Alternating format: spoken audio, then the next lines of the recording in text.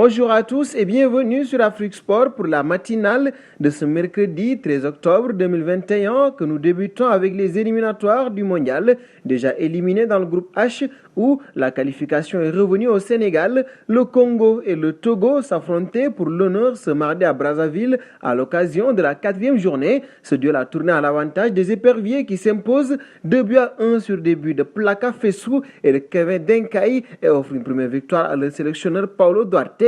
Malgré la réduction du score de Guy Mbemza en fin de partie, les Diables Rouges de Paul Pout rétrogradent à la dernière place du groupe avant les 2 dernières journées en novembre et nous restons autour de ces éliminatoires.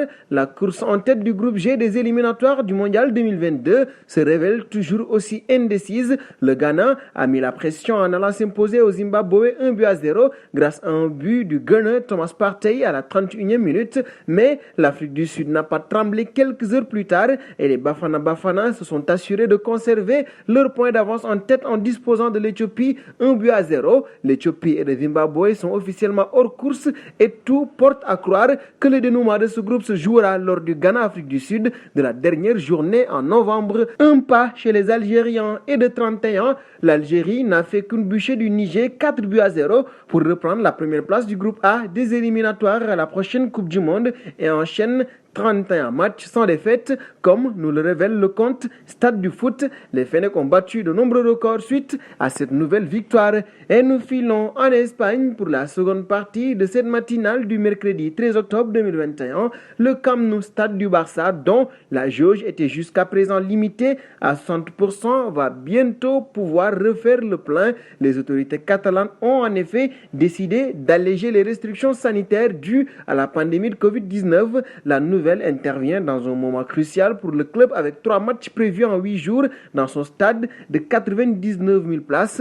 Après la réception de Valence dimanche, le Barça, dernier de son groupe de Ligue des Champions avec 2 défaites en autant de matchs, va accueillir le Dynamo de Kiev le 20 octobre, puis le dimanche 24 octobre, ce sera le Classico face au Real de Madrid. Un pas auprès de l'UEFA avec un retour sur le but polémique de Mbappé. Dans la polémique du but de Mbappé face à l'Espagne, entaché d'un hors-jeu pour certains, l'UEFA a tenu à donner son verdict final. L'ancien arbitre espagnol Iturralde González, comme le rapporte RMC Sport, révèle que l'UEFA a félicité Anthony Taylor, l'arbitre principal de la finale.